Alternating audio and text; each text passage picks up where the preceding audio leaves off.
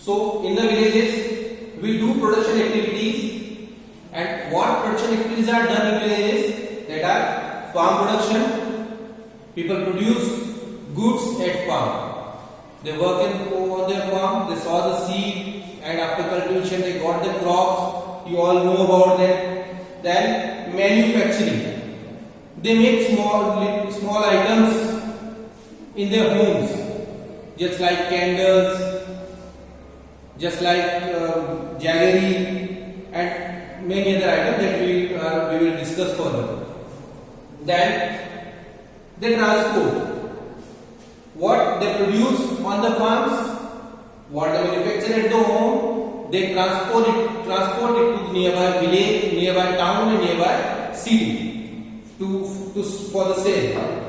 Then there are the shopkeepers who sell the items, their daily requirement items to these people, to people who are living in the village. Okay, so what they need to do all these activities, these all are called production activities. And what they need to do production, there are basically three things, but many people classify them as four. So what are the basic requirements for the production? They are land, labor, capital. Capital can be further classified in two parts: physical capital and human capital. And this physical capital can be divided into two more parts, that is fixed capital and working capital. And this human capital, many times we take it as separate, and that is called entrepreneurship. Now, what all these things are? First one is labor, land. Whatever the land we have for the production, we live on the land, we have homes there, we have our farms there, we have our shops there. So whatever the land we are having, that is our land. Then labor, the work done by human, that is called labor.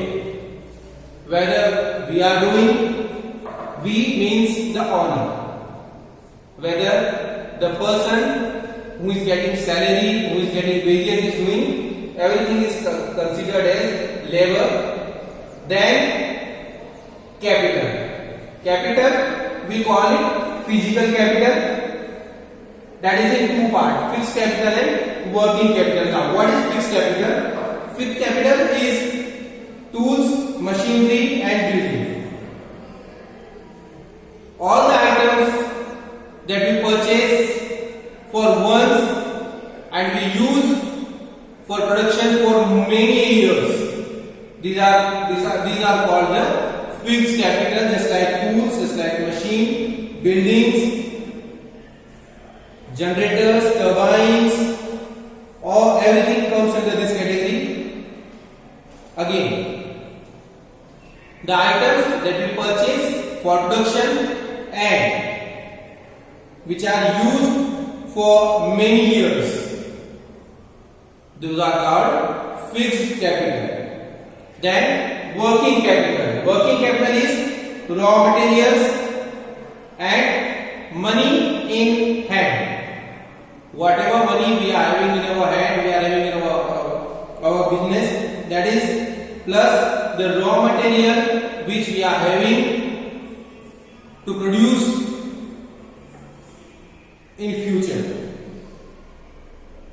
Now, what is raw material? Just like if you are working to make cloth, it means you are a weaver. Now, what weaver use to produce cloth? He requires yarn. So yarn is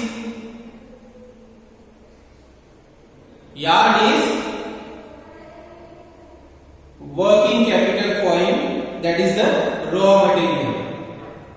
If we talk about the potter, then the clay which he used to to make pots, lamps and other items. That clay is raw material for him. In the same way, whatever you are going to produce, the basic things which you require to produce the item,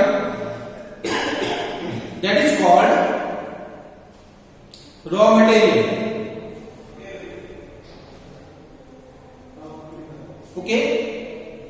Then we come to the next point, that is human capital. Human capital, many times we consider it as a separate point, entrepreneurship. So these become the four factors of production: land, labor, capital and entrepreneurship.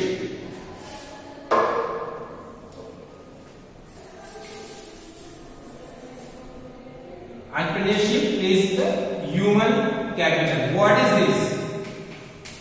This is the mind.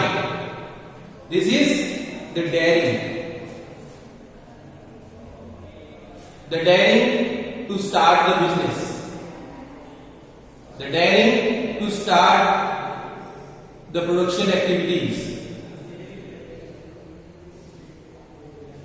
The mind, the thinking, how you are going to start the business, how you are going to start the production activity, how you are arranging all the things at one place. That is called the human capital.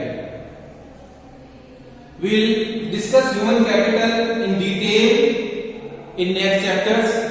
Right now we will be focusing on three main parts: land, labor and physical capital.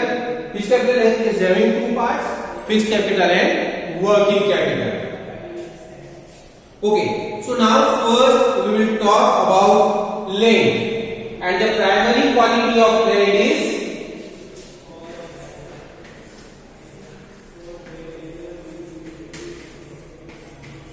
land is fixed.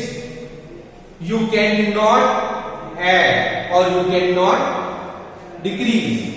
What you can do, either you can change the use of the land or you can change the ownership of the land.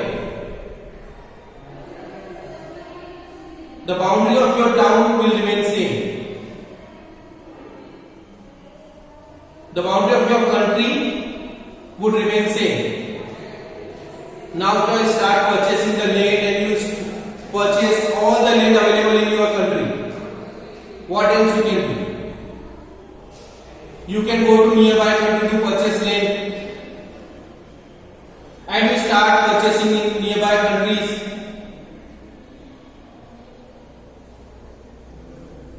And suppose you have owned all the land on the earth, then what? Can you purchase more? No. So what we can do? We can just change the ownership of the land. We cannot increase land. We can decrease it. If suppose today I am having a farm, and after 4 years, 5 years, I start planning a colony on that farm. So that land is decreased.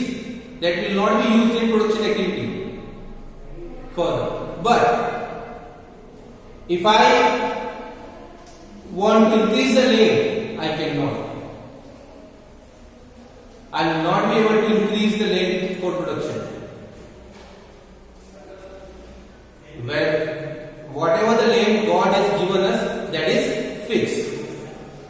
We just, what we can do, either we can change the use. Suppose if I am living on a place, on a land, I start cultivating there. That at most I can do. Now, what is in our hand? Land is not in our hand. Whatever land we have to go with that only. We have to work with that only. Now, what is in our, because the land area do not expand. So what we need to do? We need to do is cultivate more on the same lane of area. What we need to do? We need to cultivate more on the same lane of area. How it can be done? That is for us to think. That is for us to think that how would we grow more.